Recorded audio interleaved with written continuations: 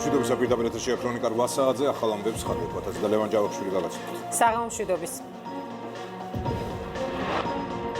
რისთვის ემზადება ჯანდაცვის სისტემა და სახელმწიფო, დაავადებათა კონტროლის ეროვნული ცენტრის ხელმძღვანელი ამირან გამყრელიძე ქრონიკის პირდაპირ ეთერში. დეზინფექცია სავაჭრო და კვების ობიექტებში რეგულაციების აღსრულებას სურსათის ეროვნული სააგენტო უზრუნველყოფს. გამოწვევა განათლების სისტემისთვის, გახამძლივდება თუ არა არდადეგები და რას გეგმავს მიხეილ ჩხენკელის უწყება. ევროკავშირმა გარე საზღვრებიც დახურა ქეთევან ქარდავას ჩართვა ბრიუსელიდან, ვინ მიიღებს ტრამპისაგან $1000 ვაუჩერს ვაშინგტონიდან დევნა დევდარიანი და მალავს თუ არა მოსკოვი კორონავირუსით დაინფიცირებულთა ზუსტ სტატისტიკას რუსეთის დედაქალაქიდან თამარ გოცირიძე. ბოლო მონაცემების საქართველოდან პრემიერის შეხვედრა ჯანდაცვის ეკონომიკის და ძალოვანი უწყებების წარმომადგენლებთან მზადება გავრცელების ზრდისათვის, კვების ობიექტების კონტროლი და ლარის ისტორიული მაქსიმუმი. ნინო არღლიანი, სოფო ბერიძე, ნუცა ტრაპაიძე და სანდრო გამსახურდია COVID-19-ის შესახებ საუბრობენ. ჩაკეტილი ევროპა, ტრამპის $1000 ვაუჩერები და კრემლის პოლიტიკა კორონავირუსის შესახებ. ჩვენი კოლეგები ქეთევან ქარდავა, დევნა დევდარიანი და თამარ გოცირიძე ბრიუსელიდან, ვაშინგტონიდან და მოსკოვიდან შემოგვიერთდებიან. COVID-19-ის ეპიდემიის საფეთქების კერად ჩინეთის შემდეგ უკვე ევროპა იქცა. ჰონკონგელები ევროპიდან ჩქარობენ შინ დაბრუნებას, ინფიცირების განსაკუთრებით მაღალი მაჩვენებელი დღეს ესპანეთსა და გერმანიაში დაფიქსირდა. ევროპაში ლეტალური შედეგები ყველაზე მაღალიც სწორედ ესპანეთშია. სიკვდილიანობის დაბალი სტატისტიკის ფონზე ინფიცირებულთა რაოდენობა საგანგაშოდ მატულობს ყოველდღიურად ნიდერლანდებსა და ბელგიაში. რაც შეეხება იტალიას, დღეს ინფიცირების და გარდაცვალების შემთხვევები არ აღნიშნულა, უფრო მეტიც ქალაქ კოდონიოში, სადაც იტალიის შემთხვევაში ეპიდემიამ პირველად იფეთქა, ინფიცირების არც ერთი ახალი ფაქტი არ გამოვლენილა. სამაგეროდ 700 ახალი შემთხვევაა ბოლო 24 საათის განმავლობაში დიდ ბრიტანეთში. რთულია ვითარება ირანშიც, სადაც ინფიცირებულთა რაოდენობა 1200-ზე მეტი ადამიანით გაიზარდა, გარდაცვლილებს კი 147 შეემატა. მადლობა იმ სამოქალაქო გმირობისათვის, რომელსაც ყოველ დღე ჩადიხართ. დღის ბოლოს ამ სიტყვებით გიორგი გახარია ექიმებს შეხვდა. საქართველოს კორონავირუსის 38 დადასტურებული შემთხვევა აქვს, მათ შორის ერთი გამოჯამთელებულია. კარანტინის რეჟიმში იმყოფება 1344 ადამიანი, სტაციონარში მეთვალყურეობის ქვეშ კი 216. და ნინო არღლიანია ბოლო მონაცემებით ახლა პირდაპირ ეთერში. ნინო, რა ახალი ინფორმაცია შეგვიძლია მივაწოდოთ საზოგადოებას, ხომ არ შეცვლილა მონაცემები? ლევან, დღეს ქვეყნის მასშტაბით COVID-19-ის 4 შემთხვევა, 4 ახალი შემთხვევა დაფიქსირდა. აქედან 2 პაციენტი მკურნალობს ინფექციურ საავადმყოფოში, 2 კი საუნივერსიტეტო კლინიკაში. ჩვენ მედიკოსებს რამდენიმე წუთის წინ ვესაუბრეთ, ისინი ამბობენ, რომ პაციენტების მდგომარეობა არის დამაკმაყოფილებელი და ისინი რჩებიან სამედიცინო დაწესებულებაში. რაც შეეხება ზოგად მდგომარეობას, ცნობილია, რომ საქართველოში სულ დაფიქსირებულია 38 შემთხვევა, აქედან ერთი პაციენტი გამოჯამრთელდა, რაც შეეხება 27-ს თენგის სერცვაძემ რამდენიმე წუთის წინ და ასევე საუნივერსიტეტო კლინიკის დირექტორმა ჩვენთან საუბარში განაცხადეს, რომ 2 პაციენტის მდგომარეობა არის მძიმე, რამდენიმე პაციენტი ასევე იმყოფება მძიმე მდგომარეობაში, ვინაიდან მათ ვირუსთან ახლავს ამ შემთხვევაში ქრონიკული დაავადებები. რაც შეეხება ზოგად სურათს, ამ შემთხვევაში შეიძლება ითქვას, რომ ზოგადი სურათი არის დამაკმაყოფილებელი და როგორც ექიმები აცხადებენ, არც ერთი პაციენტის სიცოცხლეს საფრთხე არ ემუქრება, შესაბამისად პანიკის საფუძველი არ არსებობს. ერთი სასიხარულო ინფორმაცია, რომელიც თენგის სერცვაძემ დღეს კიდევ ერთხელ მოგვაწოდა, არის ის, რომ მეოთხეული გადაცემის შემთხვევები დღეს საქართველოში არ ფიქსირდება. 37-დან 2 პაციენტის მდგომარეობა არის მძიმე. რამოდენიმე პაციენტის არის პრობლემური, რამდენადაც მათ აქვთ ასაკი და აქვთ თანხლები დაავადებები, მაგალითად მაღალი არტერიული წნევა, ანგულის უკმარისობა ან სხვა. და რამოდენიმე ავადმყოფის მდგომარეობა, ვისაც პნევმონიები აქვს, სულ პნევმონია აქვს 11 ავადმყოფს, ანუ ფილტვების ათება სულ აქვს 11 ავადმყოფს. რამოდენიმე პაციენტის მდგომარეობა არის საშუალო სიმძიმის, ვისაც პნევმონია აქვს, ხოლო დანარჩენი პაციენტების მდგომარეობა არის მსუბუქი, გამოჯანმრთელების კანდიდატი ვინც იყო მეორე, იმისი გამოკლების მასალა აღებულია და გაგზავნილია ლუგარისეთში, ჯერ არ მოსულა, მოვა გვიან ღამე. მე იქ ექსპერტების მოსაზრება გაიყო ერთი შემთხვევა ჩაგვილიყო თუ არა მეოთხეულ გავრცელებად ჩემი პირადი მოსაზრებაა და რამდენადაც ვიცი უმეტესობის ექსპერტების რომ ეს არ იყო მეოთხეული გართულება, გავრცელება, რამდენადაც ის პაციენტი ძალიან დამაჯერებლად არა, მაგრამ მაინც ამბობდა ვისგან დაინფიცირდა. მეტი ალბათობით ის ამბობდა ვისგან დაინფიცირდა, ვიდრე არა. ამიტომ ეს არ არის მეოთხეული გავრცელება, ან თუ არის ერთადერთი შემთხვევა მხოლოდ, მაგრამ მე ვთვლი რომ ჯერ არ არის. პირველი პაციენტი რომელიც შემოყვანილია ჩვენთან დადასტურებული აღნიშნული ინფექცია და სუნთქვის მწვავე უკმარისობა შემოყვანილისას პაციენტის მდგომარეობა იყო მძიმე 72 საათის უკან მოთავსდა ეს პაციენტი ჩვენ კლინიკაში ჩატარებული სიმპტომური და პათოგენეზური მკურნალობის შედეგად დადებითი დინამიკა გვაქვს მიღწეული. მოგეხსენებათ რომ პაციენტთან არის მორბიდული სინსუიტე და მეტაბოლური სინდრომი, რის გამოც მისი ზოგადი მდგომარეობა იყო მძიმე, მაგრამ ჩატარებული მკურნალობის შედეგად ზოგადი მდგომარეობა სტაბილურია. ასევე დანარჩენი პაციენტები მდგომარეობა მეტნაკლებად სტაბილურია, ემორჩილებიან აპეტიტისათვის ჩატარებულ მკურნალობას და მენეჯმენტს. ეს არის ანამნეზი, რომელიც არ ცილდება მესამე რიგის ინფიცირების წყაროს და ყველა ღონისძიება მიღებული აქვს სახელმწიფოს, რომ იდენტიფიცირებული ყოფილიყო მათდამი კონტაქტი.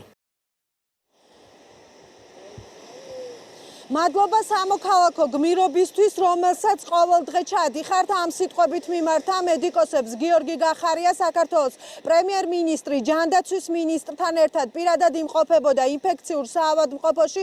ის შეხვდა ექიმებს და ამ შეხვედრაზე მან ასევე თქვა, რომ ყველას ამ თურ პროცესში ახლა ექიმების პროფესიონალიზმის იმედი აქვს. გიორგი გახარიამ ამ შეხვედრაზე, როგორც უკვე აღნიშნე, სიტყვით მიმართა მედიკოსებს და კიდევ ერთხელ გეტყვით, რომ მადლობა გადაუხადა გაწეული სამუშაოსთვის მედიკოსებს და ასევე დეტალური ინფორმაცია მოისმინა პაციენტების მდგომარეობასთან დაკავშირებით. თქვენი პერსონალური დამსახურება ის რომ ასე თუ ისე შედარებით ყველაფერთან შედარებით ნორმალურად მივდივართ. თუმცა რა თქმა უნდა გვესმის რომ წინ გამოწვევები ცოტა უფრო რთული გველოდება და აქაც თქვენი იმედი გვაქვს. ჩვენი მხრიდან ჩვენზე რაც არის დამოკიდებული, რა თქმა უნდა ჩვენ მაქსიმალურად გავაკეთებთ ყველაფერს. პრობლემებიც კარგად ვიცით, თქვენი შენობიდან დაწყებული კიდევ სხვა მიმდინარე თემებიც, მაგრამ ამასაც მოვაგვარებთ. თუმცა ახლა რა თქმა უნდა მთავარი ამოცანა არის ამ ვირუსის დაძლევა და აქ რა თქმა უნდა თქვენგან მაინტერესებს თქვენი პროფესიული მოსაზრება როგორია. იმიტომ რომ ძალიან მნიშვნელოვანია ახლა ჩვენთვის ისე გავიაროთ და ისე გავუმკლავდეთ ამ გამოწვევას, რომ მინიმალური ზიანი მიიღოს მოქალაქე ჯანმრთელობამაც, ქვეყნის ეკონომიკამაც და საერთოდ ქვეყანამ. მოგეხსენებათ, რომ შეიქმნა სპეციალური კლინიკური ჯგუფი, რომელსაც ხელმძღვანელობს ბატონი თენგიზი, რომელიც იქნება პასუხისმგებელი და წარმართავი საერთოდ ამ მკურნალობის პროცესის და იმედი გვაქვს რომ და დარწმუნებული ვართ რომ თქვენს მაღალ პროფესიონალიზმიდან გამომდინარე ამ გამოწვევასაც ხერხეულად უპასუხებთ. მადლობა კიდევ ერთხელ მთავრობის თითოეული წევრისგან მთლიანად გუნდის სახელით მინდა მადლობა გადაგიხადო. თქვენი პირდაპირ მმართველობის შემდეგ რამოდენიმე სერიოზული ღონისძიება გაუმჯობესდა და რაც თავარია გაკეთდა და რაც თავარია მოსახლეობაში მოიმატა წმენამ და იმედმა, იმიტომ რომ თქვენთვის დამახასიათებელი დამაჯერებლობით ახერხებთ რომ ჯერ ერთი ღონისძიებები უფრო ოპერატიულად და სწრაფად გატარდეს და მეორე მოქალაქეებმა მეტი დაცულობა და მეტი ნდობა ჰქონდეთ მათ. ეს ასეა გულწრფელობებით სავსებით. განსაკუთრებით მნიშვნელოვანი იყო თქვენი ინიციატივა ჰოსპიტალური სექტორის მობილიზების და კონკრეტულად გაწეული გეგმების მიხედვით. თუ წინათ იმ ნაწილი საზოგადოების მიერ პოლიტიკურად ანგაჟირებული უწოდოთ ან რაღაც სხვა მიზნით ანგაჟირებული ნაწილისგან აშკარად შეიმჩნეოდა ერთადერთი სურვილი, რაც შეიძლება ცუდად წარმოეჩინა ყველაფერი, რაც არის აპოკალიფსის სურათი დაეხატათ და სხვანაირად რო ვთქვათ, მე მათ მიმართავ, რომ მათ ჩვენი აშენებული ქვეყანა არ უნდათ. ყველაფერი ვთქვათ, რაც კარგი კეთდება აღიზიანებთ და რაც ხარვეზებია და ხარვეზები ყველგან არის იმას წარმოაჩენთ. მას შემდეგ რაც თქვენ აიღეთ ეს თქვენ თავსეთ ეს ინიციატივა ეს ჰოსპიტალურ სექტორის ინიციატივა გამოაცხადეთ და სხვა ღონისძიებების შემდეგ ეს საზოგადოების თავშესაფრის ადგილები თუ რესტორნები თუ ბარები და კაფეები თუ სამარშრუტო ტაქსების ის ამის შემდეგ შეწყდა ოპონენტების ხრივ უარყოფითი პიარი. მისი მოსვლა ჩვენთვის ძალიან საყურადღებოა, რომ ეს ნიშნავს, რომ ჩვენ მართლა ჩვენი საქმე კარგად გავაკეთეთ. იმედია, რომ ამ იმედებს არ გავაცრუებთ და გავაგრძელებთ ამ დაწყებულ საქმიანობას. პირველივე დღიდანვე დაუფიქრებლად, თავგანწირულად, უშიშრად, სიცოცხლის რისკის ფასად ყველა ჩვენი თანამშრომელი, განსაკუთრებით ჩვენი ახალგაზრდები პირველ რიგში არიან სამადლობელი ამ ინფექციასთან ბრძოლაში. როგორც საუნივერსიტეტო კლინიკიდან, ასევე ინფექციური საავადმყოფოდან ამ დროისთვის 20-მდე მოქალაქის მასალები არის გადაგზავნილი უგარის ლაბორატორიაში. დადგინდება თუ არა კორონავირუსის ახალი შემთხვევები, ეს გვიან ღამით გახდება ცნობილი, ისევე როგორც გვიან ღამით გახდება ცნობილი ნომერ მესამე პაციენტთან დაკავშირებით პასუხები. ექიმები ვარაუდობენ, რომ ის უკვე გამოჯანმრთელდა. დიდი მადლობა ნინო არღლიანი საუბრობდა პირდაპირ ეთერში. და ჩვენ ახლა ყველა აქტუალურ საკითხს განვიხილავთ სტუმართან ერთად. დაავადებათა კონტროლის ეროვნული ცენტრის ხელმძღვანელი ამირან გამყრელიძე გვერდება პირდაპირ ეთერში. საღამომშვიდობის ბატონო ამირან და მადლობით დავიწყებთ ჩვენს ინტერვიუს. მადლობით პირადად ჩემგან, ჩვენგან, იმედის მთელი გუნდისგან და ალბათ ყველა მოქალაქისგან ამ რთულ დროს ნამდვილად თქვენ და თქვენი კოლეგები უდაოდ ხართ თითოეული ჩვენგანისათვის იმედის მომცემი. დიდი მადლობა ბატონო ამირან. მადლობა. დავიწყოთ მაშინ ბოლო მონაცემებით, ბევრი საკითხი გვაქვს თქვენთან დასაზუსტებელი. ჩვენ თქვით გარკვეული ცნობები მივაწოდეთ მაყურებელს, მაგრამ პირადად თქვენგან უკეთესია მოვისმინოთ, რა ვითარება გვაქვს სხვადასხვა კლინიკაში მოთავსებულ პაციენტებთან მიმართებით, რამდენი ადამიანია კარანტინში, თვითიზოლაციაში და რამდენ ტესტზე ველით ამ მონაცემებით პასუხს. დღევანდელი დღით კარანტინში იმყოფება ამ საათისთვის დაახლოებით 1344 ადამიანი. 216 სავარაუდო, ანუ პაციენტი არის სტაციონარში დაკვირვების ქვეშ, ანუ ესე იგი მათ რაღაც სიმპტომები ჰქონდათ და იმიტომ არიან სტაციონარში. 1446, რაც მონაცემები მაქვს მე სხვადასხვა რეგიონებიდან გახლავთ თვითიზოლაციაში, დაუმთავრდა 197-ს თვითიზოლაცია უკვე და წავიდნენ სახლებში. ჩვენ გქონდა ამ ხნის განმავლობაში, ახლა რაც პირველი შემთხვევა, მას შემდეგ და იცით დღევანდელი დღით ამ დროისთვის დაზუსტებულია, დადასტურებულია ლაბორატორიულად 38 შემთხვევა ქვეყანაში. აქედან ერთი უკვე გაწერილია, მხოლოდ ის გახლავთ თვითიზოლაციაში. გაწერის შემდეგ ასე შევიმუშავეთ ჩვენ და ინფექციურმა საავადმყოფომ, რომ პირველ ეტაპზე მაინც მეტ გადაზღვევას ვაკეთებთ და ამ ადამიანებს, ვინც გაჯანმრთელებულია, ანუ ბოლოს ორჯერ ჰქონდათ უკვე უარყოფითი რეაქცია კორონავირუსის ანტიგენზე, მაინც ორი კვირა ვთხოვთ, რომ იყვნენ თვითიზოლაციაში. შეიძლება მოგვიანებით ეტაპზე ამ ალგორითმს გადავხედოთ, იმიტომ რომ იგივე ჯანმრთელობის მსოფლიო ორგანიზაცია ამბობს, რომ პირდაპირ შეიძლება ამ ხალხის გაშვება, მაგრამ ჩვენ მაინც გადაზღვევას ვაკეთებთ. ავიღეთ გარკვეულად პირველ ეტაპზე ჩინეთის მაგალითი და ამ ხნის განმავლობაში მოგეხსენებათ ამ 38 დადასტურებულ შემთხვევას ჰქონდა უამრავი კონტაქტი და დაავადებათა კონტროლის ცენტრის გუნდები იკვლევენ და დღეისთვის დაახლოებით 238 კონტაქტია შესწავლილი და განხორციელებულია მათთან ამ ხნის განმავლობაში 10,000-მდე ზარი. ანუ 10,000-მდე საუბარია ჩატარებული პერმანენტულ რეჟიმში ამ ადამიანებთან. ამას ძალიან დიდი მნიშვნელობა აქვს. პირველ ეტაპზე ზარი ეძღვნება ძირითადად ღრმა ეპიდემიოლოგიურ გამოკითხვას, თუ სად იყვნენ, როგორ იყვნენ, ვისთან ჰქონდათ კონტაქტი და ასე შემდეგ. შემდეგ ყოველდღიურად საშუალოდ 2 ზარი კეთდება ამ ადამიანთან მაინც, რომ როგორ არიან ისინი, რა სიმპტომები აქვთ და ასე შემდეგ და როგორც გითხარით, ეს არის, ასე ვთქვათ, სტატისტიკა, რომ დაახლოებით 10,000-მდე ზარია განხორციელებული. ამ პერიოდში 30 იანვრიდან ლაბორატორიულად ზოგადად ქვეყანაში არის დაახლოებით 902 ეგრეთ წოდებული შესაძლო შემთხვევა, რომელიც ექვემდებარებოდა გამოკვლევას, როგორც კლინიკურს, ისე ლაბორატორიულს და მათში ჩატარებულია 954 კვლევა ლაბორატორიული და ძირითადად ეს 95% ჯერჯერობით, რა თქმა უნდა, ლუგარში, თუმცა ჩვენ უკვე თითქმის 5 დღეა მეტი, 1 კვირა გავაკეთეთ დეცენტრალიზაცია და ასევე ტესტები გადავეცით და ატარებს უკვე თვითონ ცენტრალური ინფექციური სამავთყოფო, ატარებს ჩვენი დაავადებათა კონტროლის ცენტრის ქუთაისის ფილიალი, ბათუმის ფილიალი, გეოგრაფიული ხელმისაწვდომობა გავზარდეთ.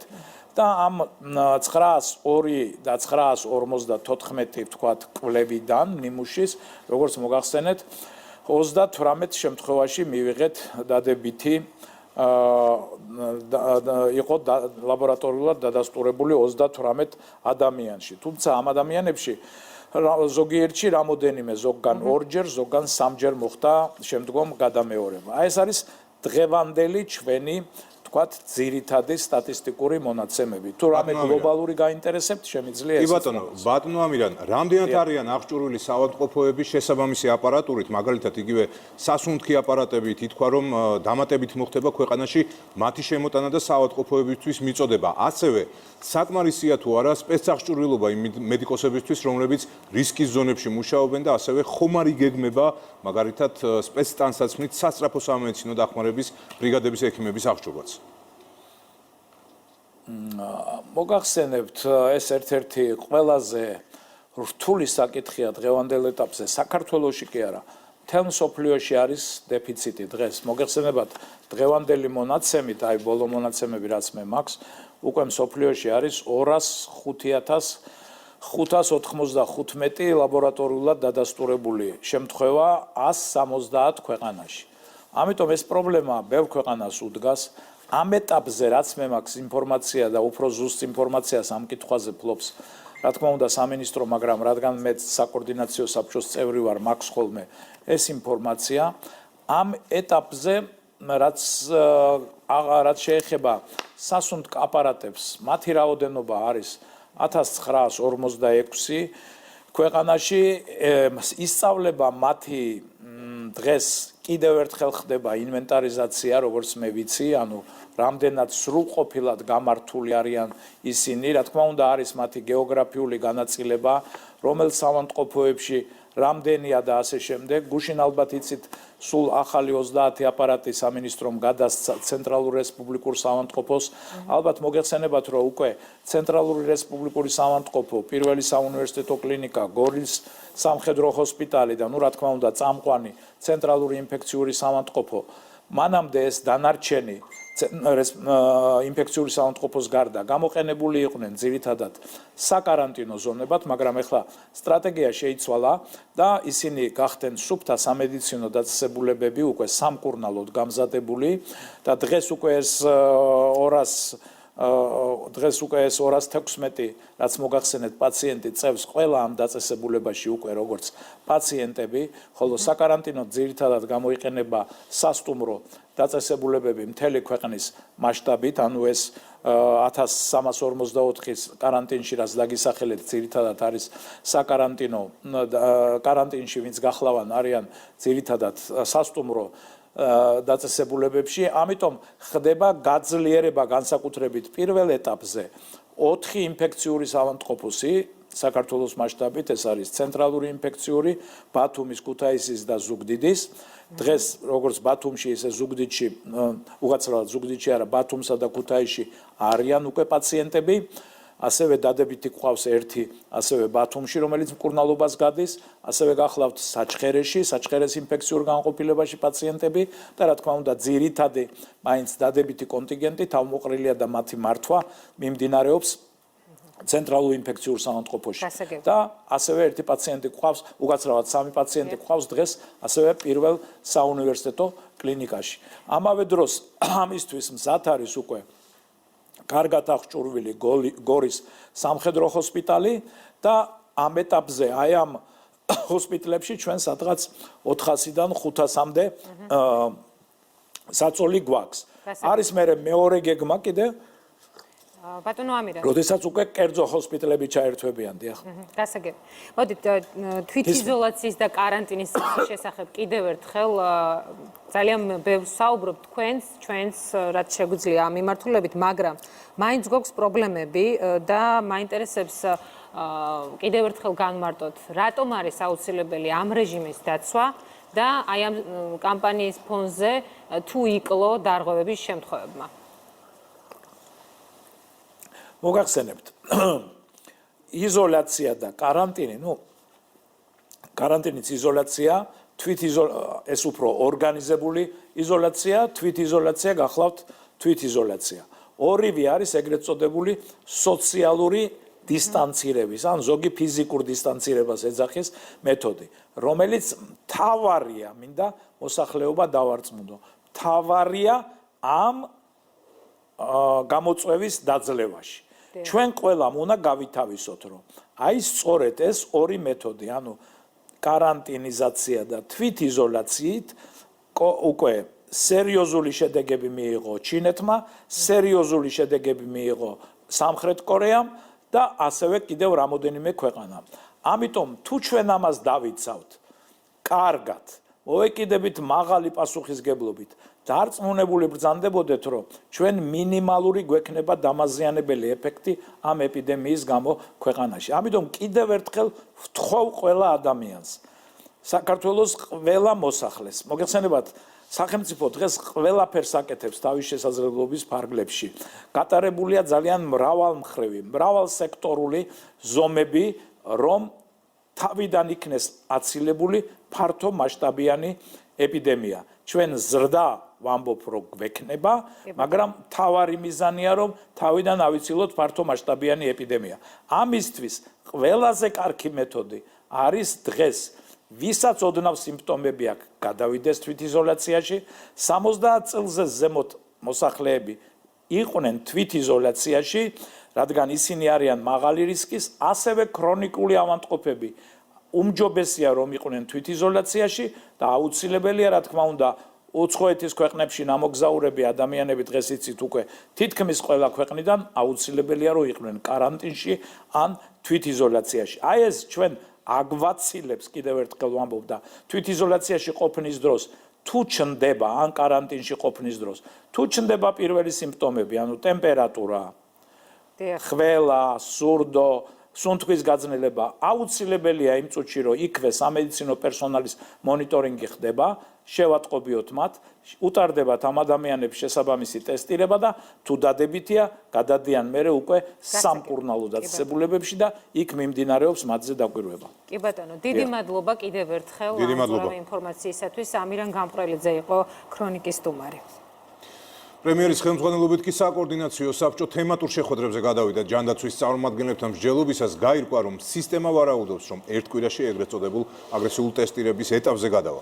ეკონომიკურ გუნდთან პრემიერმა დავალება გასცა 7 ძირითად პროდუქტზე ფასები შენარჩუნდეს და მერყეობა მოქალაქეებზე არ აისახოს. ძალოვან უწყებებთან საზოგადოებრივი წესრიგის დაცვის მიმდინარეობა განიხილეს. რამდენად დაცულია გაცემული რეკომენდაციები, მათ შორის თვითიზოლაციისა და каранტინის რეჟიმის შესახებ. და რას ნიშნავს აგრესიული ტესტირება? საქართველოს ვირუსის დამდგენ სწრაფ ტესტებს ელის ჩინეთიდან და მის გამოყენებას გეგმავს იმისათვის, რომ უფრო სწრაფად და მეტი ადამიანი მოიცვას. განიხილება პაციენტების ნაწილის სახლში მკურნალობისათვის ოჯახის ექიმების გადამზადებაც. რა პროდუქტების ღირებულება არ შეიცვლება, ვინ იყენებს შექმნილ ვითარებას არაკეთილ სინდისიერად და როგორ ითანამშრომლებს მთავრობა დახმარების მსურველ კომპანიებთან. თემატურ შეხვედრებს სოფო ბერიძე აშუქებდა და პირდაპირ ეთერში გვერდება მასთან ერთად განვიხილავთ ყველა ამ ჩამოთვლილ საკითხს. სოფო, გისმენთ. მარტია, ბოლოს საკითხით რომ დავიწყოთ, საბედნიეროდ უფრო მეტია იმ კომპანიების რაოდენობა, რომლებიც მზად არიან საკუთარი რესურსით სახელმწიფოს დაუდგნენ გვერდით.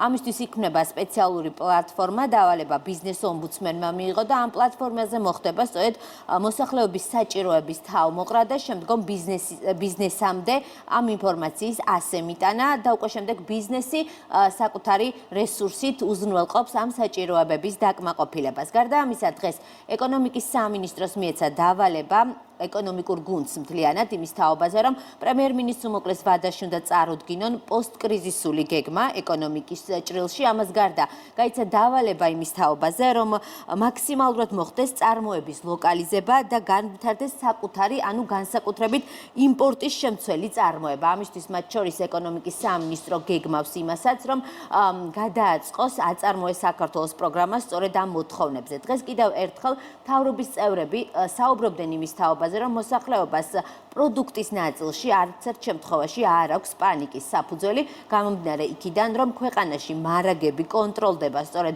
სამინისტროების მიერ და თუ რამდენიმე დღის განმავლობაში ბურღულელთან მიმართებაში შეიქმნა რაიმე შეზღუდვა, ეს მხოლოდ უკავშირდება ამინდის გაუარესებას ჩვენს ქვეყანაში და ვითარება უახლოეს დღეებში გამოსწორდება, როგორც სოფლის მეურნეობის მინისტრი განმარტავს. ჩვენ თქვენთვის ბოლო დღეებია ყოველდღიურ რეჟიმში ვაჯამებთ საკოორდინაციო საბჭოს ხდომებს იმისთვის, რომ უფრო მეტად იყოთ ინფორმირებულები იმ რეგულაციების თაობაზე, რომელიც ჩვენს ქვეყანაში მოქმედებს და სწორედ იმისთვის, რომ თავი უფრო მეტად დაიცვათ ვირუსისგან. მომავალი კვირიდან საქართველოს საჭიროების შემთხვევაში უკვე ექნება შესაძლებლობა მოსახლეობის მასობრივ ტესტირებაზე გადავიდეს. სწრაფი ტესტების მისაღებად სახელმწიფო დონეზე მოლაპარაკებები ჩინეთთან და სამხრეთ კორეასთან მიმდინარეობს. ამას გარდა შესაძლებელია ისიც, რომ მსუბუქ ფორმებში COVID-19-ის მართვა სახლის პირობებში მოხდეს. საჭიროების შემთხვევაში, როდესაც უკვე მოსახლეობის რაოდენობაში ჩვენ დავაფიქსირებთ გარკვეულ უკონტროლო გზარდას, გვექნება იმის რესურსი, რომ მოვახდინოთ მოსახლეობის მასიური ტესტირება. 80-დან 82%-მდე ვირუსის მიმდინარეობა არის მსუბუქი და სწორედ ისეთი პაციენტები, რომელთაც ექნებათ მსუბუქად გამოვლენილი ფორმები, ისინი მიიღებენ სახლში ოჯახის ექიმის მომსახურებას. მინისტრის ამ განცხადებიდან მალევე ჯანდაცვის სამინისტროში პირველადი ჯანდაცვის დაწესებულებებთან შეხვედრა შედგა. აუდიენციაზე კორონავირუსის სავარაუდო შემთხვევების გამოვლენისა და მსუბუქი შემთხვევების ბინაზე მართვის მოდელზე იმსჯელეს.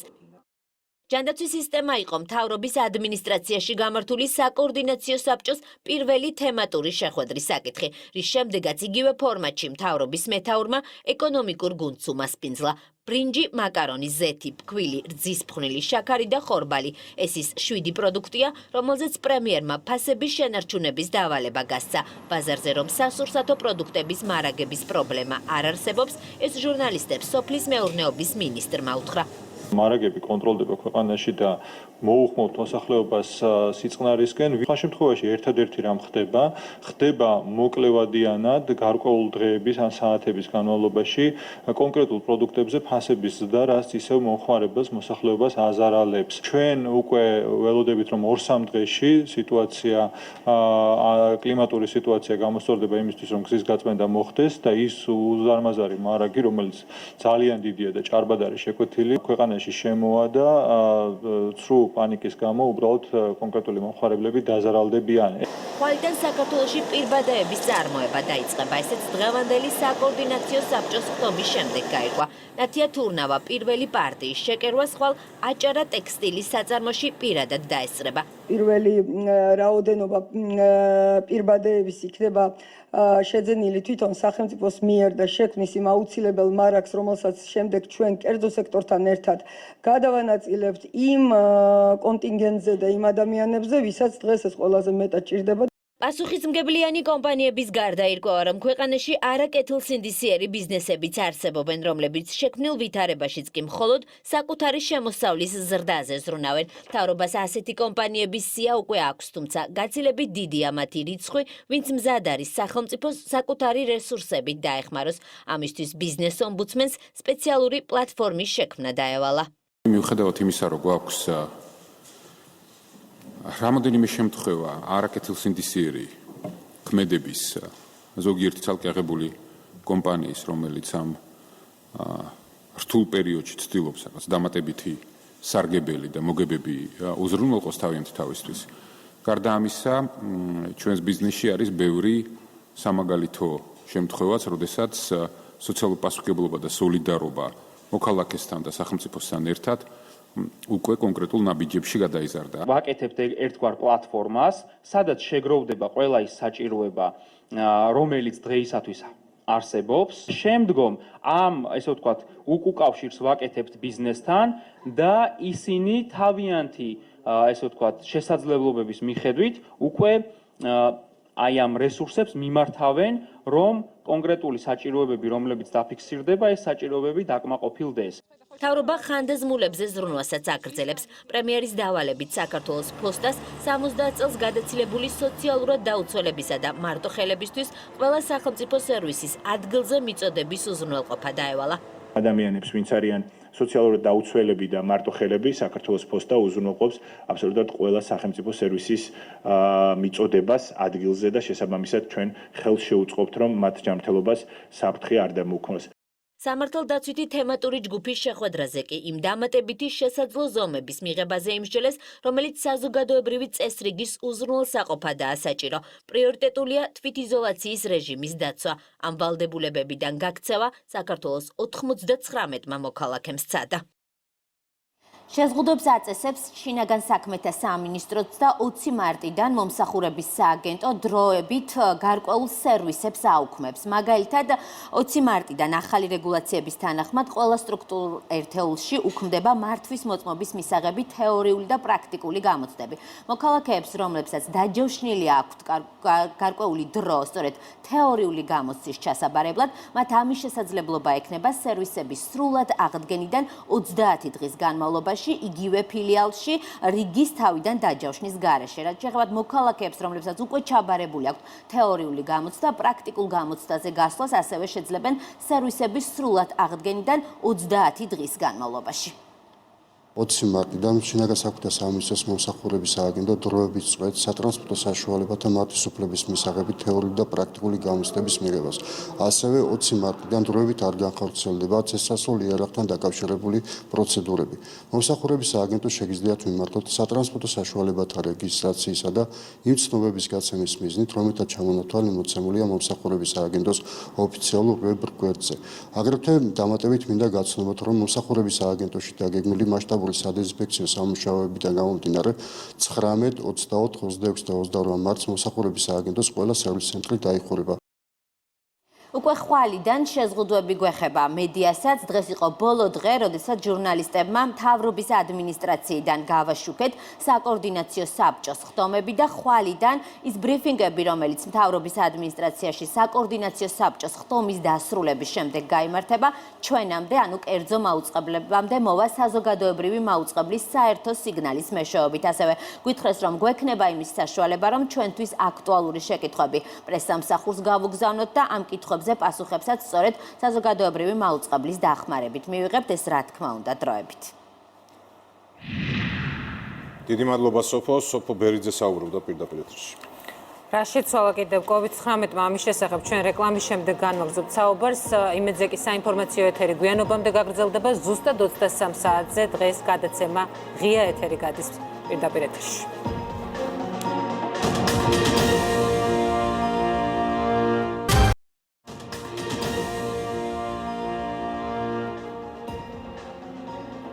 რეკლამის შემდეგ უყურებთ ქრონიკას 20 საათზე.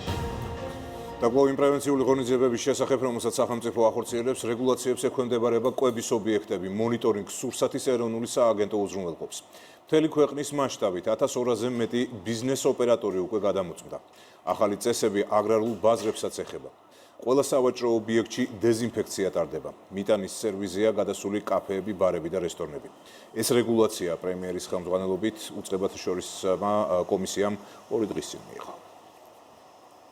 როგორც სრულდება მთავრობის ეს რეკომენდაციები უსაფრთხოებისათვის, ნუცა ტრაპაიძე მუშაობდა დღეს სხვადასხვა ლოკაციაზე და მიღებულ ინფორმაციას მოგვაწვდის პირდაპირ ეთერში. ნუცა, გისმენთ. რესტორნები, ბარები, კაფეები, სასადილოების, ტრაფიკების ობიექტები უკვე დღეიდან შეზღუდვებით მუშაობენ. პირველი და მთავარი რეკომენდაცია მათთვის მიწოდების სერვისის გამოყენება, ანუ პერსონალს მომხმარებელთან უშუალო შეხება არ ექნება.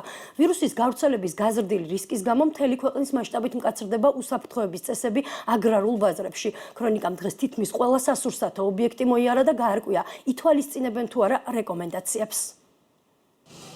სურსათის უვნებლობის სააგენტომ დღეს ასობით კვების ობიექტი გააფრთხილა და დირექტივები მისცა. ახალი რეგულაციებით პერსონალი უნდა იყენებდეს ერთჯერად პირბადეს, თავსაბურსსა და ხელთათმანებს. უნდა კონტროლდებოდეს პერსონალის ჯანმრთელობის მდგომარეობა და ყოველდღიურად ტარდებოდეს დეზინფექცია. ის რომ კვების ობიექტებმა მიწოდების სერვისი გააქტიურეს, ეს კადრებიც მოწმობს. საკვების წასაღებად კურიერებს რიგში დგომა უწევთ. კვების ობიექტების გარდა სპეციალური დირექტივები სურსათის უვნებლობის სააგენტოდან მიიღეს სასურსათო ბაზრების ადმინისტრაციებმა. გაიცა რეკომენდაცია რეცხვა დეზინფექციის სიხშირის გაზრდაზე, ტერიტორიებზე ინსტრუქციების გაკვრასა და სანაგვეურნების დროულად დაცლაზე. ძირითადი ნაწილი დაახლოებით 99%, შეიძლება უფრო მეტიც ასე ვთქვათ, მყისიერად გამოეხმაურა ამ ბრძანებას და ამ ბიზნეს ოპერატორებს მინდა ჩვენი სააგენტოს სახელით დიდი მადლობა გადაუხადო საზოგადოებრივი პასუხისმგებლობისთვის. ეს სამუშაოები კვლავაც მიმდინარეობს და კიდევ გაგრძელდება იგივე ინტენსიურ რეჟიმში. გვიანღამით სადეზინფექციო სამუშაო ჩატარდა რუსთავის ბაზარში. ობიექტზე დასაქმებულები გვიყვებიან, რომ რეკომენდაციებს იცნობენ და უსაფრთხოების ნორმებს მაქსიმალურად იცავენ. ყოველ სისტემატურად ვეუბნებით, როგორ რა პირობები მიიღოს, რა ჰიგიენური ჩაატაროს პროცედურები და დასუფთავება, რა თქმა უნდა, და სულ ყველაფერი. დაგვირიგეს ხელთათმანებით, საპონიც მოგიტანეს და დაგვირიგეს ყველაფერი. ჰიგიენა ძალიან, ადმინისტრაცია ძალიან ზრუნავს. წყალია ყველგან გაყვანილი. საპონი დაარიგა თვითონ ამ ადმინისტრაციამ, რომ ხელების დარამალად ეიბანებოდა. რეკომენდაციებს იცნობენ ბათუმის ერთ-ერთ ბაზარშიც, სადაც ნაგვისდროულად გატანა ტერიტორიების შეწამლა და ზოგიერთ შემთხვევაში ერთჯერადი ხელთათმანებისა და პირბადების გამოყენებაც დაიწყეს. თუმცა დასაქმებულთა ნაწილი მხოლოდ რეკომენდაციების იმედად არ არის. ცოცხი მაგ და იგი აგეს ხნარი გვაქვს, ხნარი. ნახე, დიზინფექციას აკეთებ ამით. ჰიგიენურ წესებს ვიცავთ ყველანაირად, ვეცდებით, რომ მან შევასრულოთ მაქსიმალურად. მერე ბაზრის დასუფთავება, ყოველ დღე დეზინფექცია ტარდება, ხშირად იკეტება მალმალე ბაზარი. რეკომენდაციები როდესაც გასიეს, იმის მერე ჩემ თავს მუფრთხილდები და სხვასაც მუფრთხილდები. ბათუმში ერთ-ერთი ყველაზე პოპულარული კაფე პრივეტი, რომელიც 2003 წელს გაიხსნა, დღეს პირველად დაიხურა. გაზრდილი რისკიდან გამომდინარე ზღვისპირა ქალაქში გაურკვეველი ვადით მუშაობა შეაჩერა 10-ობით ობიექტმა. ქუთაისის ეგრეთ წოდებულ მწვანე ბაზარს, რომელიც ქალაქის ცენტრში მდებარეობს, დეზინფექცია ყოველ საღამოს უტარდება. ამის შესახებ ქრონიკას მოვაჭრეებმა განუცხადეს. მათი თქმით, თავადაც მაქსიმალურად ცდილობენ ჰიგიენური ნორმების დაცვას, იყენებენ პირბადეებს და რეკომენდაციის გათვალისწინებით ხშირად იბანენ ხელებს. ბაზარში ვარ აქ, მაგრამ ხელებს კი ვიბან, როგორც კი გამოვდივარ გარეთ და ვისპირტავ. შიშუმთავე ხელიდან და სბიდიანი იმას მორო. პრევენციული ღონისძიებები ჩატარდა ღამით ზუგდიდის აგრარულ ბაზარშიც. დღეს კი ობიექტზე დასაქმებულებს საკუთარი წვლილიც შეაქვთ. ვისპირტავ ხოლმე ხელებს, სოლის სალფეტკი, დეზინფექცირება ქლორით წმენდა და ასე შემდეგ. მე ხელთათმანები მიკეთია, მაგრამ ძირითადად მაგ არაყი ნიუ-იორკში გახსნილი ფულს რო ავიღებ, მაშინ ხელს ვისწველებ ამ არყიანი და იმით და ესე შევიდავს, მაგიდას წმინდავს. რეკომენდაციების გაცემიდან რამდენიმე საათში სურსათის უვნებლობის სააგენტომ 1200 ბიზნეს ოპერატორი უკვე გადაამოწმა. თბილისის 10-ვე რაიონის მასშტაბით ხანდაზმულებს, მრავალშვილიან ოჯახებს და სოციალურად დაუცველ მოქალაქეებს საკვები პროდუქტები, პირველადი მოხმარების ნივთები და მედიკამენტები ურიგდებათ. აქცია მოხალისეების ინიციატივით ტარდება და მათ პროდუქტის უსაფრთხოდ დარიგებაში რაიონული გამგეობები და თბილისის საკრებულო ეხმარებათ. ნობათების დარიგების პროცესი ხვალამდე გაგრძელდება, საჭირო პროდუქტებს 370 ოჯახში მიიტანენ. ასევე ნობათი დაურიგდება თბილისის რამდენიმე თავშესაფრის ბენეფიციარებს, მათ შორის თბილისის ხანდაზმულთა პანსიონატის მობინადრეებს. არის რისკი უკვე გადაცემის ამ ვირუსის, რადგან შიდა გადაცემა დაფიქსირდა. აქედან გამომდინარე, ჩვენ გვქონდა მოხალისეების ბაზა, მაგრამ ვერ ვიყენებთ ამ ბაზას ამ რისკის გამო. აქედან გამომდინარე, მერიას ვინაიდან ყავს დატრეინინგებული და ეკიპირებული მოხალისეები, ჩვენ ვაძლევთ ამ პროდუქციას მოხალისეებს და ისინი არიგებენ უკვე შესაბამის რაიონებში. უკვე რამდენიმე დღეა თბილისის მერიას განსაკუთრებულად აქვს გამკაცრებული უსაფრთხოების ნორმები. სწორედ რისკების თავიდან ასაცილებლად მსგავსი აქციების უსაფრთხო ჩატარებაზე მუნიციპალიტეტი პასუხისმგებლობას თავად იღებს. მადლობა, ეს ნუცა ტრაპაიძე იყო.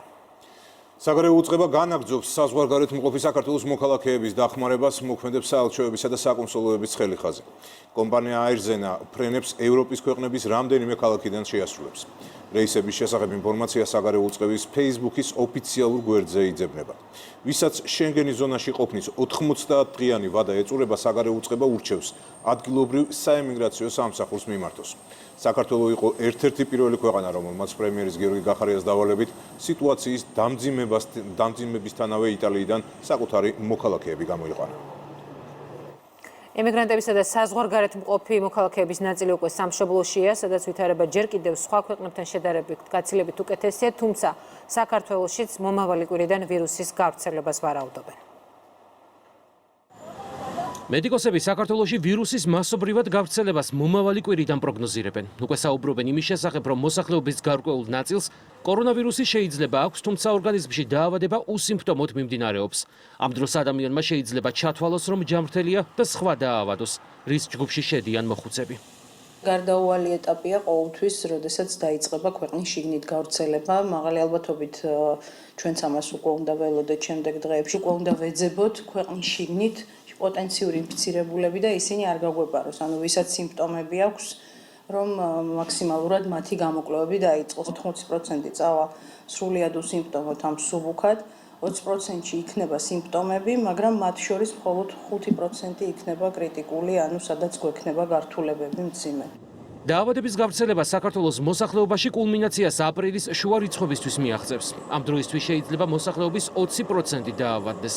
მედიკოსები საუბრობენ, რომ უპირველესად დაინფიცირდებიან ის ადამიანები, რომლებიც არაერთი გაფრთხილების მიუხედავად მაინც არ ერიდებიან საზოგადოებრივი თავშეყრის ადგილებს. ამიტომ ძალაში რჩება უმთავრესი რეკომენდაცია. შეძლების დაგვარად დარჩით სახლებში, ხშირად დაიბანეთ ხელები, არ შეეხოთ საკუთარ სახეს.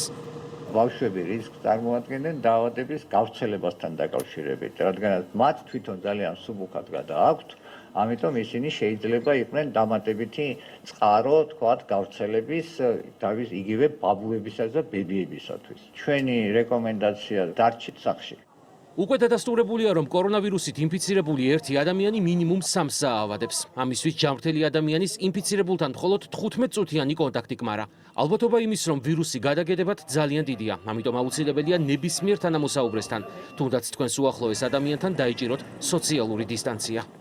სოციალური პასუხისმგებლობა და სოციალური დისტანცირება ეს არის ყველაზე ეფექტური ხერხი, რითაც ჩვენ შეგვიძლია ავარიდოთ ჩვენი მოქალაქეები, ჩვენი ოჯახის წევრები ვირუსის გავრცელებას. აქედან გამომდინარე, კიდევ ერთხელ მოგმართავთ გთხოვნით, გაითვალისწინოთ ყველა ის რეკომენდაცია, რომელსაც ჯანდაცვის სამინისტრო იძლევა. პროგნოზების გაკეთება უჭირთ, თუმცა კორონავირუსის შემთხვევების კლებას მედიკოსები უკვე აპრილის ბოლოდან ვარაუდობენ. გაუფასურების ისტორიული მაქსიმუმი აჩვენა ეროვნულმა ვალუტამ. ლარი ამ ნიშნულზე არც ერთი კრიზისის დროს არ ყოფილა. 1 დოლარი 3 ლარი და 18 თეთრი ღირს. ეს ეროვნული ბანკის ოფიციალური კურსია და კორონავირუსით გამოწვეული გლობალური პრობლემის შედეგია საქართველოში. სანდრო გამსახურდია ესაუბრა ეკონომისტებს და ისახლა პირდაპირ ეთერში გვერდება. სანდრო, უპირველეს ყოვლისა, რა კურსია სავალუტო ჯიხურებში?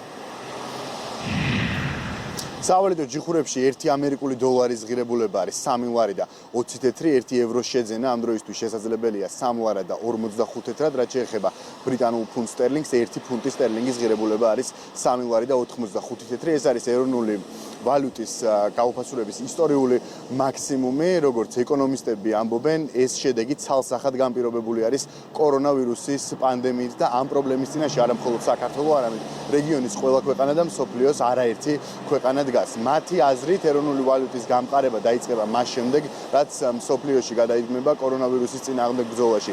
ქმედითი ნაბიჯები, მანამდე კი მათი აზრით აუცილებელი არის ადგილობრივი წარმოების მხარდაჭერა. აგრული ქვეყნების მიხედვით სიტუაცია განსხვავებულია, მაგრამ ძირითადში შეიძლება ითქვას, რომ ამერიკულ დოლართან მიმართებაში ეროვნული ვალუტები უფასურდებიან მსოფლიოს მასშტაბით. ჩვენ ვართ იმპორტ დამოკიდებული ქვეყანა, შესაბამისად ჩვენთვის ლარის გაუფასურება პროდუქციის გაძვირებას ნიშნავს ავტომატურად მაღაზიებში ადგილობრივი წარმოება თუ ჩვენ გვექნება საკმარისი მოცულობით ეს კარგი იქნება იმისთვის რომ ლარის გაუფასურება ყოველ ჯერზე ყოველდღიურად არ აძვირებდეს ფასებს მაღაზიებში. თუ წამალი დროზე არ იქნა გამოგონებული ძალიან გაჭირდება ეკონომიკური პროცესების მართვა მთელ სოფლიოში, განსაკუთრებით კი ისეთ პატარა და მცირე ეკონომიკის მქონე ქვეყნებში როგორც საქართველოა. საქართველოში ჯერჯერობით მოლოდინებზე საუბარი რთულია, გარკვეული რაღაც პროგნოზების გაკეთება რთულია, იმდენად რამდენადაც ზოგადად ვითარება არის ამ ეტაპზე არაპროგნოზირებადი, შესაბამისად კურსის გაუფასურება ბუნებრივია გამოწვეული არის იმ ფაქტორებიდან, რასაც კორონავირუსი ჰქვია, არის აუცილებლად გამყარდება და დაუბრუნდება ძველ ნიშნულს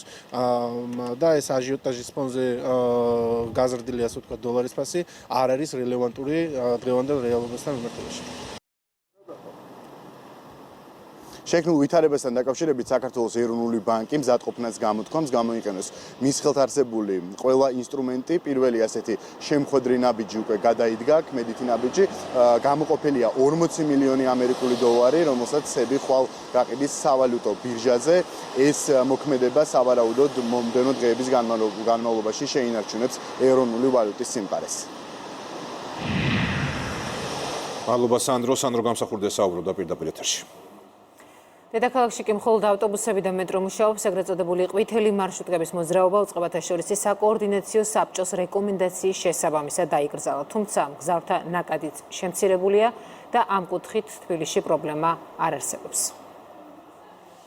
დედაქალაქის არც ერთ უბანში დღეს სამარშრუტო ტაქსები აღარ გამოჩენილა. ეს საკოორდინაციო საბჭოს გადაწყვეტილება, რომლის მთავარი მიზანი კორონავირუსის მოქალაქეებში გავრცელების პრევენცია.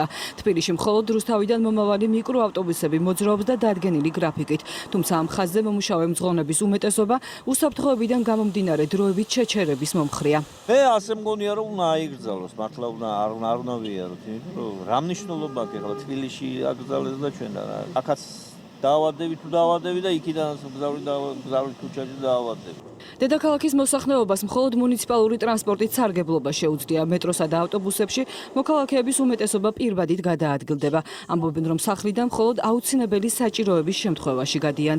იშვიათად გამოვდივარ გარეთ, ეხლა აუცილებლობას წარმოადგენდა და გამოვედი. დაცულად გრძნობ თავს, ხალხი ცოტა, ვიცი რომ დეზინფექცია ტარდება ყოველ დღე. უსაფრთხოდ გრძნობ თავს. ამის მეტი რა უნდა გითხრათ.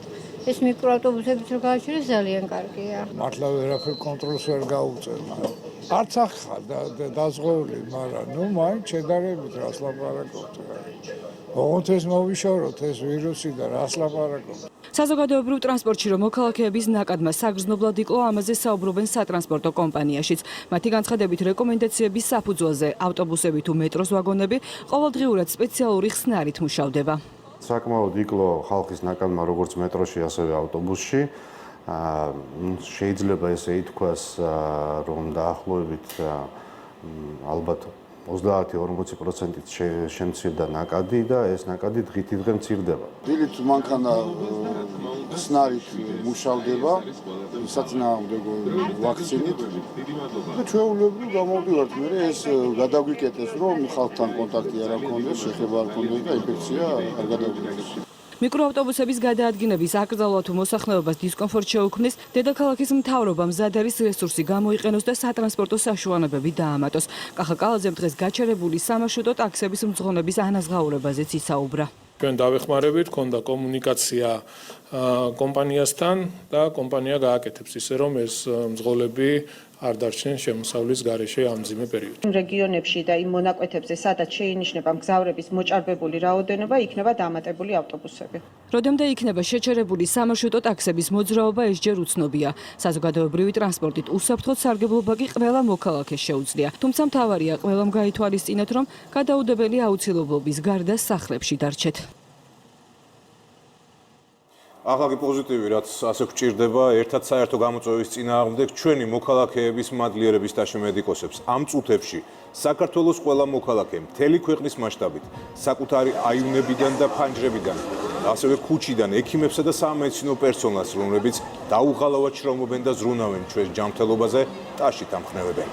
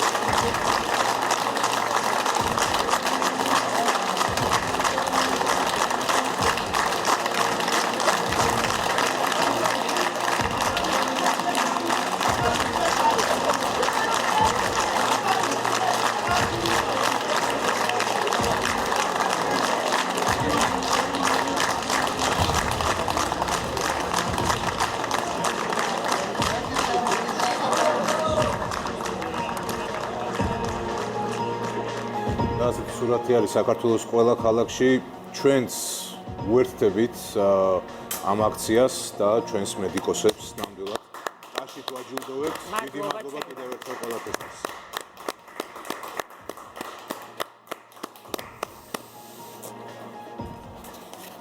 და ვაგრძელებთ გამოშვებას. გაეროს მონაცემებით COVID-19-ის პანდემიამ შესაძლოა მსოფლიო კრიზისი და 25 მილიონი სამუშაო ადგილის დაკარგვა გამოიწვიოს, თუ სხვადასხვა ქვეყნების მთავრობები მაგალითად დროულ და ეფექტიან ზომებს არ გაატარებენ.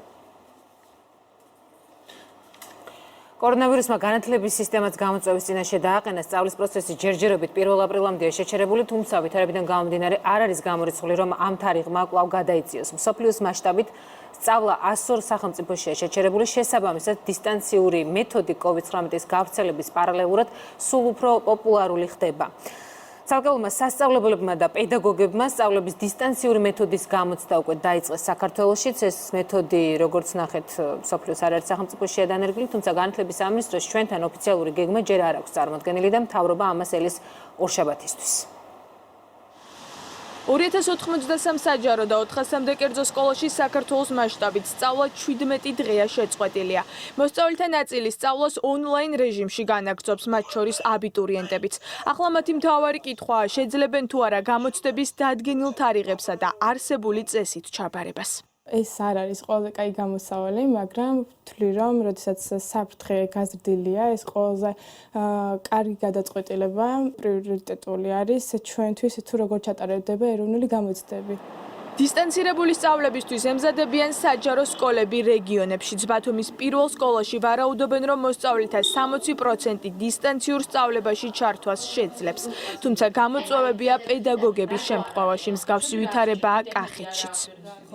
ვიდეო და ონლაინ სწავლებისთვის ემზადებიან პედაგოგები. კერძო სკოლებში ტექნიკა უკვე იტესტება, ამბობენ, რომ მოზარდების დაინტერესება ჯერჯერობით მაღალია.